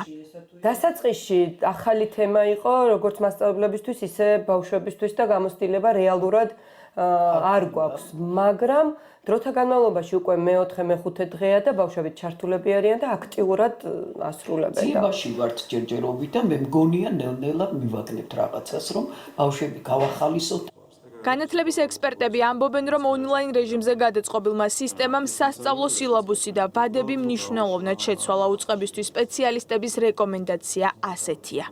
განათლების სამინისტრომ ეხლა უნდა იმუშაოს ერთი მხრივ იმაზე, რომ რაც შეიძლება ხელმისაწვდომი იყოს ინტერნეტი, ამის გარდა უნდა იფიქრონ იმაზე, თუ კრიზისი გაგრძელდა დიდხანს, მაგალითად შემდეგი 2-3 თვის განმავლობაში, როგორ უნდა შეცვალონ შემდეგი სასწავლო წელი იმისთვის, რომ აანაზღაურონ წელს მიღებული ზარალი. როგორ უნდა აღდგეს გაცდენილი დღეების დანაკლისი. საქართველოს პრემიერ-მინისტრი და საკოორდინაციო საბჭოს თავმჯდომარე ახლა განათლების უწყებისგან კონკრეტულ გეგმას ელოდება. თუ 26 აპრილამდე სკოლების გახსნა ვერ მოხერხდა, შესაძლოა მთლიანად წლის სასწავლო პროცესი კითხვის ნიშნის ქვეშ დადგეს. აპრილამდე ჩვენ თუ შევძელით საგანმანათლებლო პროცესის აღდგენა, მაშინ გარკვეული ერთი სცენარი გვაქვს. 26 აპრილამდე თუ ვერ შევძელით, ეს არის მეორე სცენარი, რომელიც უახლოეს დღეებში უნდა წარმოადგენს განათლების სამინისტრომ. ის რომ დისტანციურად სისტემა ჩვენი დღეს არ არის მზად სრულფასოვანი განათლება მიცეს ჩვენს ბავშვებს, ეს ფაქტია და აქ თავი არ უნდა მოვიტყუოთ. მოზარდებში ვირუსი შესაძლოა მსუბუქად განვითარდეს, მაგრამ ისინი გადადების მაღალ რისკს ქმნიან, ასეთია ჯანდაცვის სისტემის პოზიცია. თუმცა რეკომენდაცია სასწავლო წლის შეწყვეტასთან დაკავშირებით ჯერ არ გაიცემა. რეკომენდაცია ცალსახად დამოკიდებული არის ვირუსის გავრცელებაზე ჩვენს ქვეყანაში. იქედან გამომდინარე, თუ ჩვენ გვექნება მაღალი მატება, ნებისმიერ შემთხვევაში ჩვენ გავცემთ რეკომენდაციას, რომ სწავლა იყოს შეჩერებული და გადავადებული კიდევ ერთხელ. განათლების სამინისტროს კონკრეტული გეგმა საზოგადოებისა და მთავრობისთვის სავარაუდოდ ორშაბათს გახდება ცნობილი. გეგმები არის სხვადასხვა საკომუნიკაციო, ასე ვთქვათ, საშუალებებით მოსწავლეებთან კომუნიკაცია, აქ არის საუბარი სატელევიზიო ბადის გამოყენება იმისთვის, რომ ხელმისაწვდომობა გაიზარდოს. შესაძლებელია არსებობდეს მშობელთა სატელეფონო კომუნიკაცია იმათთან, ვისაც არ აქვს ინტერნეტი. ეროვნული გამოცდების ვადებსა და ფორმატში ცვლილება ამ ეტაპზე არ განიხილება, თუმცა შესაძლოა საგამოცდო პროგრამა გავლილი მასალის შესაბამისად შეიცვალოს. ბოლო მონაცემებით სწავლა 1 აპრილს უნდა განახლდეს, თუმცა დიდი ალბათობით 26 აპრილამდე გადაიდება. როგორ გაგრძელდება საგანმანათლებლო პროცესი უკვე აპრილის ბოლოს ვითარებაზეა დამოკიდებული. პირველი დღე ევროპის პოლიტიკური ცენტრის დაკეტვიდან უკვე 5 საათია, რაც ბელგია ცხოვრების ისეთ რეჟიმზე გადავიდა, როგორიც ქვეყანაში ტერორისტული აქტების განხორციელების დროსაც არ ყოფილა. ხელისუფლება აცხადებს, რომ გადაწყვეტილების მიღება არ იყო ადვილი, მაგრამ აუცილებელია, ვინაიდან ვირუსის შეჩერებას ვერ ახერხებენ. შესაძლოა შეზღუდვები კიდევ უფრო გამკაცრდეს. ევროკავშირმა გარესაზღვრების დახურა. 30 დღით მესამე ქვეყნის მოქალაქეებისთვის ევროკავშირის საზღვარი იხურება. დღეს გახდა ასევე ცნობილი, რომ კორონავირუსის გამო ევროვიზია 2020 გაუქმდა. კარანტინს დაექვემდებარა ევროპული საბჭო, შენობა დღის 12 საათზე დაიკეტა.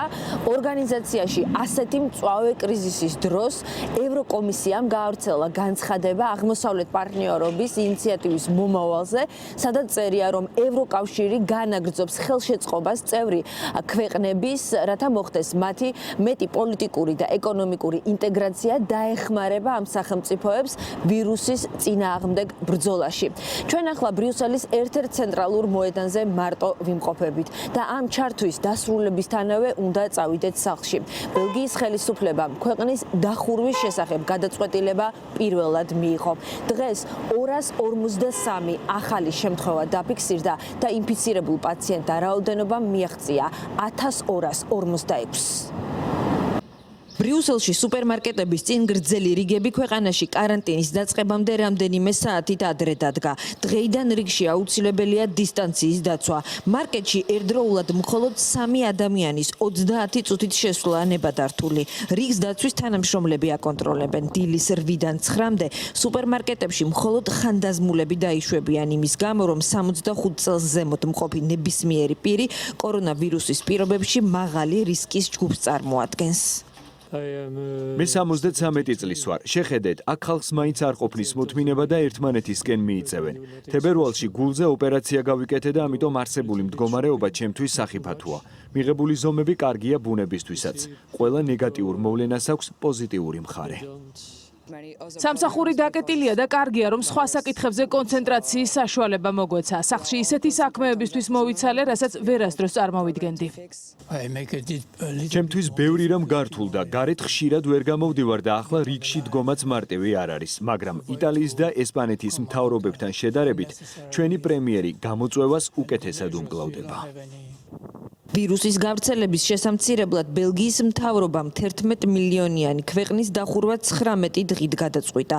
ევროპული საბჭოს წინ სამხედრო ტექნიკა დგას. გაზრდილია ქუჩებში სამართალდამცავების რაოდენობა. სუპერმარკეტების გარდა ღიაა პოსტა. შეზღუდვა არ მოქმედებს არც აფთიაქებზე, სადაც ვიტამინებსა და სეზონური გრიპის საწინააღმდეგო საშუალებებზე მოთხოვნა გაიზარდა.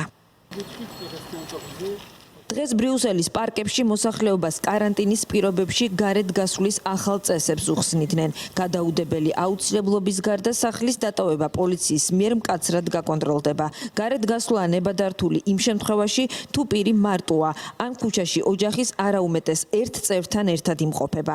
მაგრამ ამასთანავე რეკომენდაცია გაიცა ბაღებში, მზიან-ამინდებში, სკამებზე მოსვენებაზე, სეირნობაზე, პარკებში ვარჯიშზე, სირბილზე, ოღონდ 1 მეტრიანი დისტანციის დაცვით. ბოქლომებით ჩაკეტილია საბავშვო ბაღები, აკრძალულია მცირეწლოვანებისთვის სასრიალო მოწყობილობები და საქანელები. დაკეტილია ყოველთვის ხალხმრავალი კაფეები, ბარები და რესტორნები. საზღვარი ჩაკეტილი არ არის, მაგრამ ფრენების 90% გაუქმებულია. ევროკავშირის ქვეყნებიდან კარანტინზეა იტალია, ბელგია, ჩეხეთი, საფრანგეთი, ესპანეთი, ანუ 197 მილიონი ადამიანი. ევროკავშირმა ვირუსის შესამცირებლად გარესაზღვრებიც მინიმუმ 30 დღით ჩაკეტა. გარესაზღვრების ჩაკეტვას ევროკავშირის სრულმა შემადგენლობამ დაუჭირა მხარი. ჩვენ ასევე ვიმსჯელეთ ევროკავშირის შიდა საზღვრებზეც. ვიცით, ბევრი ადამიანი დაზარალდა, მათ შეექმნათ პრობლემები საკუთარ სახლებში დაბრუნებაზეც. შეიქმნა გზებზე გადატვირთულობა და ტვირთების გადაზიდვისას საცობები. ჩვენი მიზანია შევამციროთ ვირუსის გავრცელება. სახლიდან ვიდეო მიმართვა გაავრცელა ევროპარლამენტის პრეზიდენტმა დავით სასოლი იტალიაში გატარებული უქმეების გამო ბრიუსელში ორკვირიან იზოლაციაშია. ევროპა ერთიანია, ჩვენ ვართ ევროპული ოჯახი. არავინ დარჩება მარტო და არავინ დათმობს ევროპულად ცხოვრებას. ევროპარლამენტი, ევროპული საბჭო, ევროკომისია და წევრი ქვეყნების ლიდერები დისტანციურ მუშაობაზე არიან გადასული და კაბინეტებიდან ფოტოების გავრცელებით თუ მოწოდებებით მაგალითს აძლევენ მოსახლეობას, რომ ყველა დარჩეს სახლში. რამდენიმე პაციენტი ბელგიაში საავადმყოფოს ნაცვლად სახლში მკურნალობს, ტესტირება უტარდებათ მხოლოდ მათ, ვისაც მკვეთრად გამოხატული სიმპტომები აქვთ, ამიტომ ვარაუდია, რომ ბელგიაში გაცილებით მეტია ინფიცირებულთა რაოდენობა. და ევროპის შემდეგ ნახოთ რა ხდება ამერიკის შეერთებულ შტატებში. პრეზიდენტ ტრამპის ინიციატივა კორონავირუსის შედეგად გამოწვეული ფინანსური ზიანის შესამცირებლად ამერიკის მოსახლეობა $1000 ვაუჩერებს მიიღებს. ინიციატივას უკვე აქვს კონგრესის ორპარტიული მხარდაჭერა. COVID-19-ით ინფიცირებულთა და გარდაცვლულთა რაოდენობა კი ქვეყანაში იზრდება. დემნა დევდარიანი გვერდება ვაშინგტონიდან. გუშინ გამართულ ბრიფინგზე თეთრი სახლის ლიდერმა კორონავირუსით გამოწვეული ეკონომიკური და ფინანსური ზარალის შემცირების მიზნით მიღებულ რამდენიმე მნიშვნელოვან გადაწყვეტილებებისა და ინიციატივების შესახებ ისაუბრა. ტრამპს სურს, რომ მომდევნო 2 კვირის განმავლობაში $1000 ვაუჩერი გაუგზავნოს იმ ამერიკელებს, რომლებმაც სამსახური დაკარგეს და მიადგათ სერიოზული ფინანსური ზარალი. აღნიშნული ინიციატივა პირველად ორშაბათს კონგრესში რესპუბლიკელმა კონგრესმენმა მით რომნიმ გაავრცელა, რასაც შემდგომ რამდენიმე დღეში მხარდაჭერა ჰქონდა უკვე როგორც თეთრი სახლის, ასევე კონგრესის ორივე პარტიის მხრიდან. ეს იდეა ვაუჩერების დარიგების არის ტრამპის ეკონომიკის მასტიმულირებელი პაკეტის ინიციატივის ნაწილი, რომლის ჯამური ღირებულებაც $1 ტრილიონ შეადგენს. აღნიშნულ ინიციატივას კანონად ქცევისათვის სჭირდება კონგრესის ორივე პალატის მხარდაჭერა. ჩვენ გამოვედით ინიციატივით, რომ ამერიკის ეკონომიკის სტიმულირებისთვის $1 ტრილიონი გამოიყოს, აქედან 300 მილიარდი კრედიტების გადავადებას მოხმარდება, რაც მცირე ბიზნესის და ფიზიკური პირების სახალისებისთვის არის განსაზღვრული. გეგმავთ ამერიკელი ხალხისთვის ნაღდი ფულის ვაუჩერის სახით მიცემას დაუყოვნებლივ. პრეზიდენტს უნდა, რომ პირდაპირ ნაღდი ფული მისცეს ამერიკელ ხალხს მომდევნო 2 კვირის მანძილზე. ჯერჯერობით ზუსტი თანხის დასახელება გამიჭირდება, თუმცა კონგრესში უკვე გაისმა $1000. ჩვენ ამ წინადადებას შევაჯამებთ ორივე პარტიის წევრებთან. ჩვენ ამ ვაუჩერის გაგზავნა არ გვინდა ყველასათვის, რა თქმა უნდა, ვაუჩერს ვერ მიიღებს მილიონერი. ჩვენ $1000 ვაუჩერის გაგზავნა გვინდა, რაც შეიძლება მალე. ამის ბევრი გზა არსებობს და შეიძლება ვაუჩერის პირდაპირი გადაცემის გზით ის იმ ადამიანების ხელში აღმოჩნდეს, ვინც ამას არ იმსახურებს, თუმცა ამ ინიციატივაზე გავაგრძელებთ მსჯელობას და უახლოეს დღეებში უფრო მეტი დეტალი გახდება ცნობილი. ფულადი ვაუჩერების დარიგების პრაქტიკა ამერიკის რეალობისათვის ახალი არ იქნება. მთავრობებმა ვაუჩერები ასევე დაარიგეს 2001 და 2008 წლებშიც. რაც შეეხება ტრამპის სხვა ინიციატივებს, მას სურს, რომ გადასახადების გადახდა 90 დღის ვადით გადაავადოს. ასევე სუბსიდირებით, ასევე ფინანსურად დაეხმაროს ამერიკის ავიაკომპანიებს $50 მილიარდი $. მისი ინიციატივით ასევე მოხდება ტელემედიცინის სერვისების გამოყენება უფასოდ სახლიდან გაუსვლელად ამერიკის ფედერალური დაზღვევის მფლობელებისათვის, რაც გულისხმობს, რომ პაციენტებს სახლის პირობებში Skype-ის ან სხვა დისტანციური კომუნიკაციის გამოყენების საშუალებით შეეძლებათ, რომ მიიღონ სამედიცინო სერვისები. ჩვენ დედაქალაქის მაცხოვრებლები გამოვკითხეთ და დავინტერესდით მათი მოსაზრებებით ტრამპის ეკონომიკურ ინიციატივებზე. მე ვფიქრობ, რომ ჩვენი პრეზიდენტის ინიციატივა ვაუჩერების დარიგებასთან დაკავშირებით ნამდვილად ძალიან კარგი და საჭიროა. ადამიანებს ფინანსური გასაჭირი აქვთ და ეს თანხა მათ დაეხმარებათ ყოველდღიური ხარჯების დაფარვაში. ძალიან კარგი იდეაა. სიმართლე გითხრათ, აჯობებს ტესტირებების საშუალებები გქონდეს ყველასთვის, ვიდრე $1000 მივცეთ ადამიანებს, თუმცა მესმის, რომ უამრავი ადამიანი ვერ ახერხებს მუშაობას და ეს $1000 მათ დაეხმარებათ, რომ ბინის ქირა გადაიხადონ და იყიდონ სურსათი. კარგი ინიციატივაა. ქვეყნის მთელს ტერიტორიაზე მოქმედებს საგანგებო მდგომარეობა. რამდენიმე შტატში გამოცხადებულია კომენდანტის საათიც.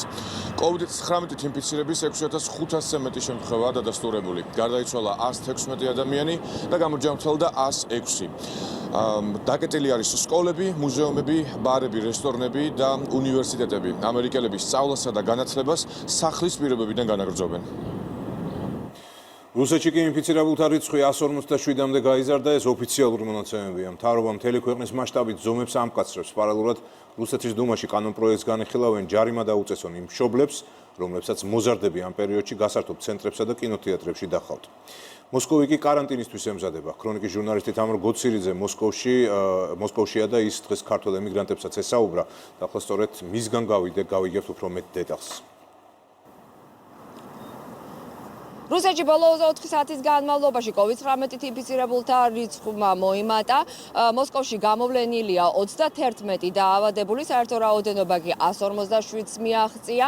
მათ შორის ჩვენი ინფორმაციით არ არიან საქართველოს მოქალაქეები, ქართველები, ამის შესახებ ინფორმაცია არ აქვთ აქ დიასპორაში და ასევე წმინდა გიორგის სახელობის ქართულ ეკლესიაში, სადაც ჩვენ დღეს მივედით, რადგანაც სწორედ ქართულ ეკლესიაში დადიან მოსკოვში მცხოვრები ქართველები, მინდა გითხრათ, რომ ეკლესიაში გაუქმდა მხოლოდ საკვირაო სკოლა, როდესაც მოზარდებს ისინი ქართულ ენას და ღვთისმსახურებას, ღვთისწესებს ასწავლიდნენ. ეკლესია თავად კი რუსეთის საპატრიარქოს მიერ გაცემულ განკარგულებებს და წესებს ექვემდებარება. ინფორმაცია, რომ რომელიმე ქართველებისგან იყოს დაავადებული ამ ვირუსით, ჩვენ არ გვაქვს, იმედია, რომ საერთოდ არ არსებობს ასეთი შემთხვევა. ზიარება მოხდება ჩვეულებრივად, ერთი ბარძიმისგან, ერთი კოვზით, მაგრამ დუღარების მიღება მოხდეს ერთჯერადი ჭიქებით. ქართველებს ბევრს უნდა წასულა ეხლა, მაგრამ ვერ მიდიან. მაგრამ ესე ქართველებში არავინ არ არის ალბათ, ვერაფერი ვერ გავიგეთ ჯერჯერობით და მე რა იქნება ღმერთმა იცის. პანიკა არ არის. ველოდებით რომ გაიხსნება და ეს ყველაფერი დამთავრდება ძალიან მალე. ემზადება თუ არა მოსკოვი კარანტინისთვის, ეს ჯერ უცნობია. ოფიციალურად მოსკოვის ხელისუფლება აცხადებს, რომ დღეს არ არის ის სიტუაცია, რომ მოსკოვში კარანტინი გამოცხადდეს, რადგანაც ინფიცირებულთა რიცხვი საკმაოდ მცირეა, მთლიანად 18 მილიონიანი მოსკოვისთვის. თუმცა მინდა შეგახსენოთ, რომ დახურულია კინოთეატრები და გასართობი ცენტრებში შეზღუდულია შესვლა, მეტროსადგურებში ამოწმებენ ყველას თფოს საშუალებით, ასევე 21 მარტიდან 12 აპრილის ჩათვლით გამოცხადებულია დასვენება სკოლებში და სასწავლო დაწესებულებებში, გადადებულია ამ დროისთვის დაგეგმილი გამოცდები. რაც შეეხება თავად მოსწავლეებს, დღეს რუსეთის პარლამენტში ისიც კი გაჟღერდა, რომ შესაძლებელია მშობლების მიმართ ჯარიმები იქნას შემოღებული, თუ კი ისინი ამ პერიოდში თავის შვილებს კინოთეატრებში და გასართობ ცენტრებში წაიყვანენ. რაც შეეხება თავად მთავრობას, ისინი მსჯელობენ, რომ მთელს რეგიონში, რუსეთის ყველა რეგიონში იყოს შექმნილი სპეციალური შტაბები, რათა აღრიცხვა მოხდეს COVID-19 ინფიცირებულთა რაოდენობის და ასევე მსჯელობენ დღეს რუსი ეპიდემიოლოგები იმასთან დაკავშირებით, რომ შესაძლებელია მოხდეს სწრაფი ტესტირება და ასევე მუშაობენ იმისთვის, რომ შესაძლებელია მოხდეს ვირუსის სიმპტომების მქონე ადამიანებისთვის კომპიუტერული ტომოგრაფიის ჩატარება. ჩემი აზრით, სტატისტიკური მონაცემები ძალიან დაწეულია. ინფიცირებულთა რაოდენობა ამ ხელა მეგაპოლისისთვის და ქვეყნისთვის ძალიან ცოტაა. ვერ გეტყვით, რატომ შეიძლება დიაგნოსტიკა არ ტარდება სწორად. ვერ გეტყვით, მაგრამ თუ მოსკოვში каранტინი გამოცხადდა, შედეგები ძნელად გამოსასწორებელი იქნება. ეს კოლაფს გამოიწვევს. მოსკოვი ხომ სახელმწიფოა სახელმწიფოში. გონია, რომ ვირუსის თემა ძალიან გამუქებულია. არ ვიცი მართალს გვეუბნებიან თუ არა ინფიცირებულთა რიცხვს, მაგრამ ყველა მთელი მსოფლიო ახლა მარტო ამაზე საუბრობს. ჩვენთან უკვე კინოთეატრები დაიკეტა. ყველაფერი ხომ ჩინეთში, უჰანში დაიწყო. მათ ვირუსთან ბრძოლის დიდი გამოცდილება აქვთ და ვიცი რომ უკვე ჩვენი სპეციალისტები მათთან კონსულტაციებს გადიან. ზუსტად მაინც ვერ დაადგენ ამ ხელა ქვეყანაში რამდენი დაავადებულია. ზოგ სიმპტომებიც არ აქვს და შესაძლოა იქიმთანაც არ მიდის. მგონია კარგი იქნება ჩვენი უსაფრთხოებისთვის, თუ მოსკოვში каранტინს გამოაცხადებენ. ეს ხო მარტო ვირუსია. ადრე გრიპიც იყო, რისი უნდა მეშინოდეს. მე ლიბანიდან ვარ, ჩვენთან каранტინია, ხალხს ეუბნებიან გარეთ არ გავიდნენ. ბევრი არ ემორჩილება. მაინც აგრძელებს ჩვეულ ცხოვრებას. აქ მე წესებს დავემორჩილები თუ საჭირო იქნება. ჯერ სახლში დაბრუნებას არ ვაპირებ. როგორც ხედავთ მოსკოვში ამჯერად მოსახლეობაში პანიკა არ არის, თუმცა მოსახლეობა მიიჩნევს, რომ შესაძლებელია ის რიცხვის ოფიციალური სტატისტიკა, რომელზედაც საუბრობს ოფიციალური მოსკოვი, ეს არის საკმაოდ დაბალი რაოდენობა. მათ აქვთ ორი მიზეზი, ერთი რომ შეიძლება თქვათ ხელისუფლება არ აცხადებს ინფიცირებულთა სრულ რაოდენობას, მეორე კი უბრალოდ არ ხდება ყველა ინფიცირებულის ან ყველა დაავადებულის სწორი ტესტირება. თუმცა მთლიანად მოსკოვში მიესალმებიან თუ კი კარანტინი გამოცხადდება, რადგანაც აქ მოსახლეობა მიიჩნევს, რომ ეს სწორედ საჭიროა იმისთვის, რომ შეჩერდეს ვირუსის გავრცელება. და ინფორმაცია, რომელიც ამ წუთებში ხდება ჩვენთვის ცნობილი, სახელმწიფო უსაფრთხოების სამსახური იმბინის ჩხრეკას ატარებს, საიდანაც ყალბი შეტყობინებები დაიგზავნა მოქალაქეებთან ჯანდაცვის სამინისტროს სახელით. სანდრო გამსახურდია ერკვევა დეტალებში და პირდაპირ ეთერში გვერდება. სანდრო, რა შეტყობინებებზეა საუბარი და რა ხდება ამ დროისათვის? ხათია ჩვენ მყოფებით ჭავჭავაძის 15 ნომერში, ეს არის საცხოვრებელი კორპუსი, როგორც ხედავთ, სადარბაზო შესასვლელში მობილიზებულები არიან სამართალდამცველები. ამ მომენტისთვის მიმდინარეობს საგამოძიებო მოქმედებები სწორედ ჭავჭავაძის 15 ნომერში. ოფიციალური უწყებები ჯერჯერობით ოფიციალურ ინფორმაციას არ ავრცელებენ მიმდინარე საგამოძიებო მოქმედებების შესახებ, თუმცა ჩვენი ინფორმაციით ეს საგამოძიებო მოქმედებები შეეხება ყალბ SMS შეტყობინებებს. მიხეილ რამიშვილი იმყოფება აქ იურისტი. პირდაპირ ეთერში ხართ ბატონო მიხეილ, რომ რა მოქმედებები ტარდება ახლა?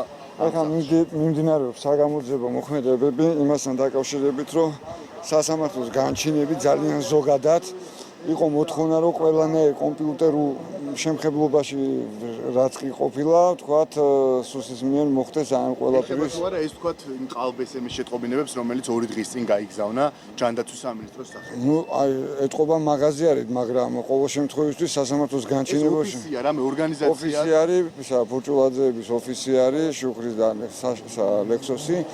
და ნუ აქედან გამომდინარე მიმდინარეობს ახლა ამ საგამოძიებო მოქმედებების ჩატარება.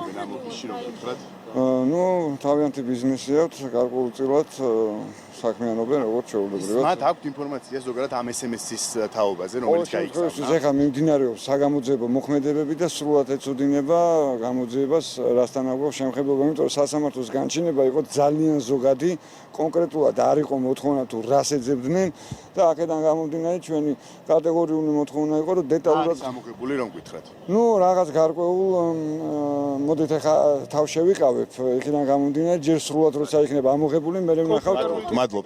კომპიუტერული ტექნიკა არის ამოღებული სახლიდან, საოფისე ფართიდან, უბრალოდ როგორც თავად უფლებადამცველმა განგვიმარტა, მიხეილ რამიშვილი იცავს სამადამიანების უფლებებს.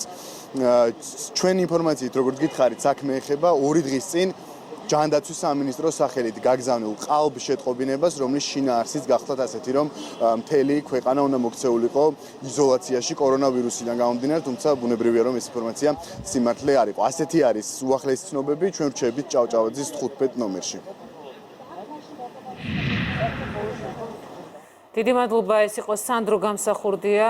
ცხელი ამბით სპეცოპერაცია ტარდება სუსიარკოს საიდან და რატომ დაიგზავნა ჯანდაცვის სამინისტროს სახელით სრულ ინფორმაცია.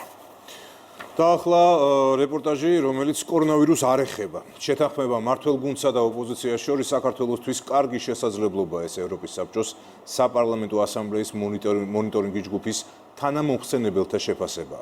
განცხადება 11-12 მარტს თბილისში ვიზიტის შემდეგ გაკეთა. თანამომხსენებლები მიესალმებიან კონსტრუქციულ სულისკვეთებას, რომლითაც მიღწეული იყო შეთანხმება და იმედს გამოთქვამენ, რომ თანამშრომლობის ეს ახალი სულისკვეთება არჩევნების ორგანიზებისა და ჩატარების პროცესშიც გაგრძელდება.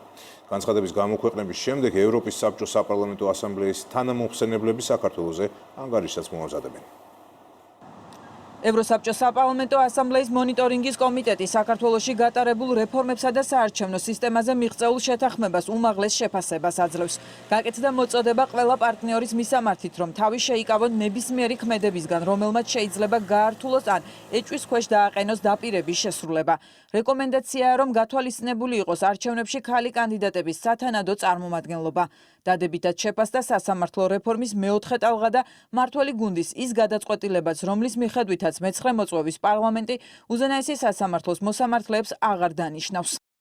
არსებობს კარგი შესაძლებლობა საქართველოს პოლიტიკურ გარემოში ახალი სულისკვეთების დამკვიდრების მხრივ, რაც წვლილს შეიტანს რეფორმების განხორციელებაში და ახალ ბიძგს მისცემს საქართველოში დემოკრატიულ კონსოლიდაციას. როგორც დიდი ხნის განმავლობაში საქართველოს მეგობრები ჩვენ მზად ვართ ჩვენი შესაძლებლობების ფარგლებში მაქსიმალურად დავეხმაროთ ამ პროცესში მონაწილე ყველა დაინტერესებულ მხარეს.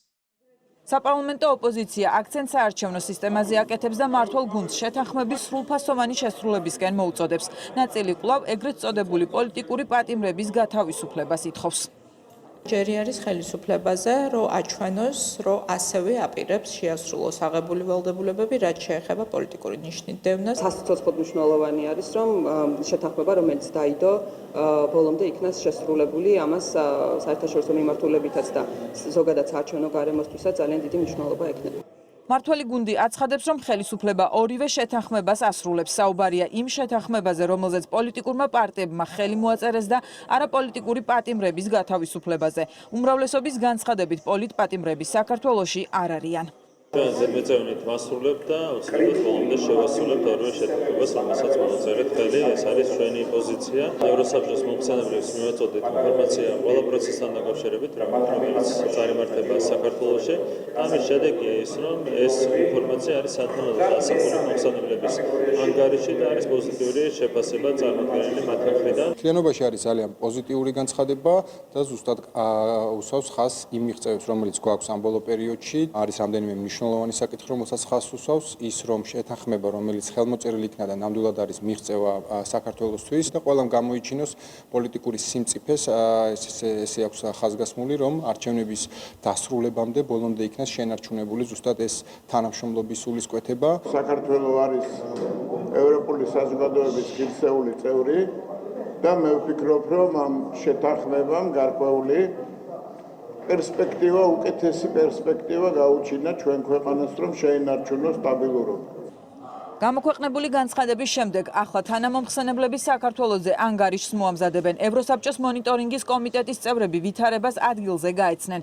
თანამომხსენებლები საქართველოში გასულ კვირას იმყოფებოდნენ და ყველა მხარეს შეხვდნენ. ჩვენ გემშვიდობებით შევხვდებით ხვალ საღამოს 8 საათზე და დაელოდეთ ღია ეთერს ზუსტად 23 საათზე დაიწყება გადაცემა. ნახვამდის.